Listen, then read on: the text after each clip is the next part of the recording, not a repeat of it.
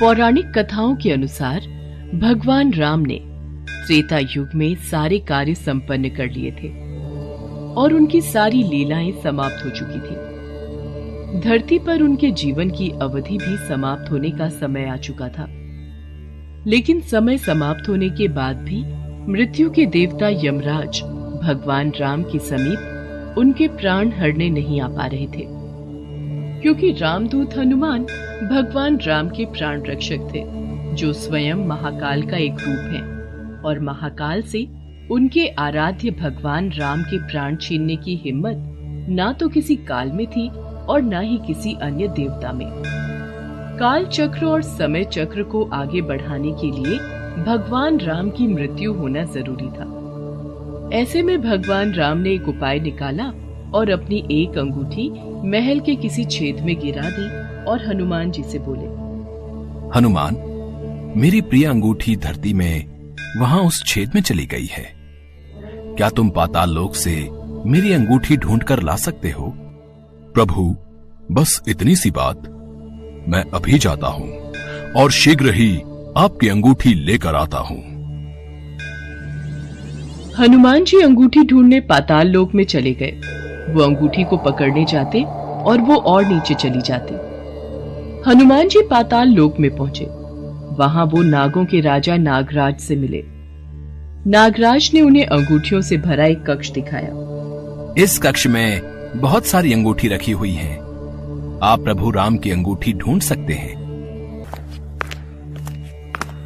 यहाँ तो बहुत सी अंगूठियां पड़ी हैं। इनमें से प्रभु राम की कौन सी है, ये मुझे देखना होगा। राम जी की युक्ति काम आ गई। हनुमान जी अंगूठी ढूंढने लगे। इसमें उन्हें काफी समय लग गया। हनुमान जी को अयोध्या में न देखकर यमराज ने अयोध्या में प्रवेश किया और वे एक संत का रूप धारण कर भगवान राम जी के महल में पहुंच गए। तब संत के भेष में यमराज भगवान राम से मिले और भगवान राम से बोले, प्रभु, आपको मुझे वचन देना होगा कि हम दोनों की बातों को गुप्त रखा जाए और जो कोई भी हमारी बातों को सुने उसे मृत्यु दंड दिया जाए। आप निश्चिंत रहिए, मैं इसी क्षण सभी द्वारपालों को बाहर भेज देता हूँ। राम जी ने लक्ष्मण को बुलाया और उनसे कहा, लक्ष्मण, ये मुनिवर मेरे साथ कुछ गंभीर वार्तालाप करना चाहते हैं।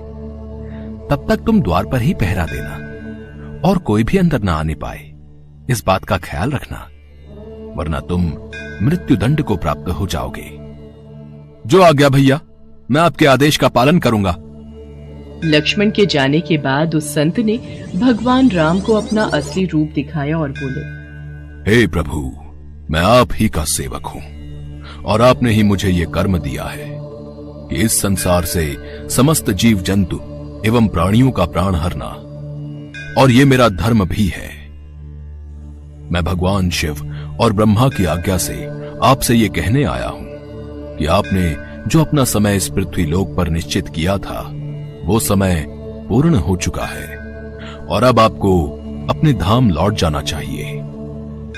इससे सभी देवी देवताओं में आपको विष्णु स्वरूप में देखकर उत्साह की लहर दौड़ जाएगी। इस पर भी हे प्रभु, आपको कुछ और समय इस पृथ्वी लोक पर बिताना है तो आप रह सकते हैं। भगवान राम तो अंतर्यामी है। वो यमराज की बातों को सुनकर मंद मंद मुस्कुरा रहे थे। भगवान राम और यमराज के बीच वार्तालाप चल ही रही थी कि इतने समय में भगवान राम के महल में दुर्वासा ऋषि आ पहुंचे। प्रणाम गुरुवर, कहिए मैं आपकी क्या सेवा कर सकता हूँ? हमें भगवान राम से मिलना है, अभी तुरंत। गुरुवर महाराज, भैया राम अभी किसी से नहीं मिल सकते। उन्होंने किसी को भी कक्ष में न आने का आदेश दिया है। मैं उनके समक्ष नहीं जा सकता। लक्ष्मण की बातों को सुनकर दुर्वासा ऋषि को क्रोध आ गया और वो श्राप देने लगे। मेरा इतना घोर अपमान! अगर मुझे राजा राम से नहीं मिलने दिया गया तो मैं पूरी अयोध्या नगरी को अपने श्राप से जलाकर भस्म कर दूंगा। अगर मैं इन्हें भैया के महल में जाने दूं, तो सिर्फ मुझे ही मृत्युदंड मिलेगा, लेकिन अयोध्या नगरी तो बच जाएगी। गुरुवर, मैं भैया को आपके आने की सूचना देकर आता हूँ। लक्ष्मण भगवान राम के कक्ष में चले गए। लक्ष्मण को सामने देख भगवान राम चौंक गए और यमराज अंतर ध्यान हो गए। राम जी दुखी हुए कि एक राजा होने के नाते उन्हें लक्ष्मण को मृत्यु दंड देना होगा। राम जी ने अपने कुलगुरु से इस विषय में वार्तालाप किया। राम, किसी अपने का त्याग करना भी मृत्यु दंड के बराबर है, इसलिए तुम लक्ष्मण का त्याग कर दो। लक्ष्मण ने गुरुदेव और राम जी के बीच हुआ वार्तालाप सुन लिया और वे श्री राम से बोले, भैया, आप मेरा त्याग मत करना, मैं ये सहन नहीं कर पाऊंगा। आपके वचन का पालन करते हुए मैं स्वयं ही अपने शरीर का त्याग कर दूंगा। लक्ष्मण ने अपने भ्राता श्री राम का वचन निभाने के लिए अयोध्या की सरयू नदी में समाधि लेकर शेषनाग का रूप ले लिया और फिर भगवान विष्णु के निवास स्थान क्षीर सागर में जाकर उत्पन्न हो गए। उसके बाद भगवान राम भी लक्ष्मण के वियोग में थे। उन्होंने भी सरयू नदी में जाकर जल समाधि ले ली और अपने परम धाम को चले गए। उसके पश्चात हनुमान जी जब अंगूठी लेकर वापस लौटे तो प्रभु राम को महल में ना पाकर हनुमान जी बहुत दुखी हुए। प्रभु, आपने जानबूझकर मुझे पाताल लोक में भेजा था ताकि मैं आपको रोक ना सकूं। प्रभु, आपकी आज्ञा पाकर मैं धरती पर ही रहूंगा और जहां कहीं भी आपके नाम का भजन और कीर्तन होगा वहां मेरी कृपा हमेशा बनी रहेगी।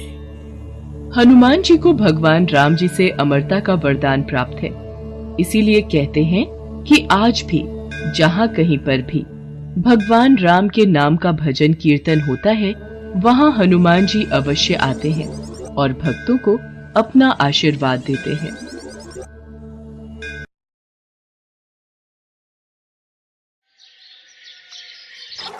एक बार भगवान विष्णु क्षीर सागर में शेषनाग पर विश्राम कर रहे थे।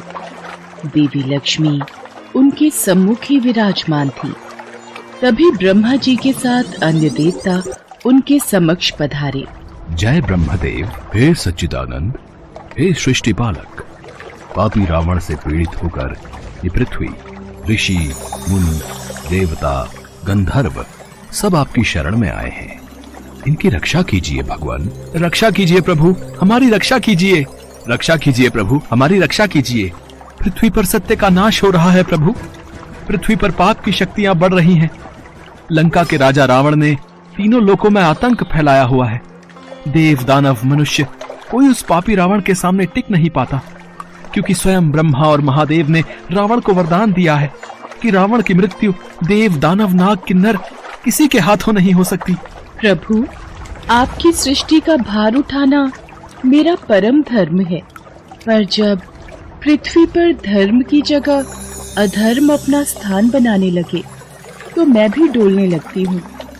मैं अधर्म का भार कैसे संभालूं प्रभु? पाप की अग्नि से मैं जलने लगी हूँ। प्रभु, मेरी रक्षा कीजिए। पृथ्वी त्राहि त्राहि कर रही है प्रभु। जब अभिमानी रावण चलता है तो ऐसा लगता है मानो अपने पांव तले पृथ्वी को कुचल देगा। पृथ्वीवासी घबरा रहे हैं प्रभु। समस्त ऋषि मुनि भी रावण के आतंक से परेशान हैं। अबलाओं और मानवता की लाज बचाने वाला पृथ्वी पर कोई नहीं प्रभु। यदि कोई सत्य और धर्म की राह पर चलने के लिए सोचता है तो वह मनुष्य जीवित नहीं रहता। हर प्राणी को पाप के रास्ते पर चलने के लिए विवश किया जा रहा है। जब पाप की शक्ति बढ़ जाए तो पुण्य की शक्ति का जन्म होना आवश्यक है प्रभु। आपके कथन अनुसार जो व्यक्ति परिश्रम, पूजा, पाठ और अच्छे कर्म करेगा उसको आपका आशीर्वाद अवश्य प्राप्त होगा। इसलिए प्राणियों की रक्षा करना आपका कर्तव्य है प्रभु। इक्ष्वाकु वंश के तेजस्वी राजा दशरथ अयोध्या के राजा थे। उनकी 3 पत्नियां कौशल्या, कैकेयी और सुमित्रा थीं। राजा दशरथ के पास धन, वैभव, शौर्य की कोई कमी नहीं थी। उनकी प्रजा भी सभी प्रकार से सुखी थी, पर चिंता का एक कारण यही था कि राजा दशरथ के कोई संतान नहीं थी। वो संतान प्राप्ति की इच्छा से सदैव चिंतित रहते थे। एक बार महाराज दशरथ, आज सूर्य देवता उत्तरायण में प्रवेश कर रहे हैं। इस शुभ मुहूर्त में अपने कुल देवता से जो भी मांगोगे वो इच्छा पूर्ण होगी। गुरुदेव, आपकी कृपा से हमारे पास धन, वैभव, शौर्य की कोई कमी नहीं है। बस हमें दुख इस बात का है कि हमारे कोई संतान नहीं है। मुझे तो भय है कि कहीं सूर्य वंश का सूर्य दशरथ के साथ ही समाप्त न हो जाए। आप निराश मत होइए राजन। भगवान सूर्य आपकी मनोकामना अवश्य पूरी करेंगे, परंतु उसके लिए पुत्र कामेष्ठी यज्ञ करना होगा। तो फिर गुरुदेव उसमें देरी क्यों? आप यज्ञ का आयोजन कीजिए। देवी कौशल्या, ये यज्ञ मैं नहीं कर सकता। वेदों के ज्ञाता ऋषि श्रृंग मुनि इस यज्ञ को करवा सकते हैं, वो इसमें अधिक निपुण हैं। तो फिर उनको बुलाइए गुरुदेव और यज्ञ का अनुष्ठान कीजिए। देवी कैकेयी, उसके लिए महाराज दशरथ को स्वयं उनके पास जाना होगा और यज्ञ करने के लिए प्रार्थना करनी होगी। ऋषि वशिष्ठ, मैं आज ही ऋषि शुंग मुनि के आश्रम में जाऊंगा और उनसे विनती करूंगा कि वो मेरी प्रार्थना स्वीकार करें। उसके पश्चात राजा दशरथ नंगे पांव चलकर ऋषि श्रृंग मुनि के आश्रम में पहुँचे और उनसे भव्य यज्ञ कराने की प्रार्थना की। राजा दशरथ की आंखों से आंसुओं की धारा बहने लगी। उनकी प्रार्थना सुनकर ऋषि श्रृंग मुनि ने यज्ञ का आयोजन प्रारंभ किया।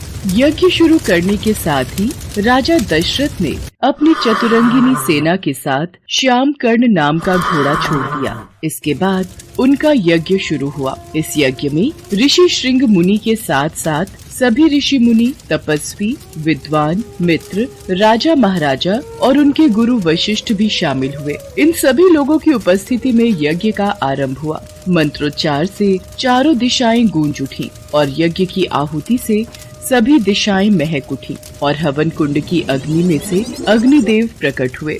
उनके हाथ में खीर का पात्र था। राजन, ये खीर का पात्र लो और इस खीर को अपनी तीनों रानियों में बांट दो।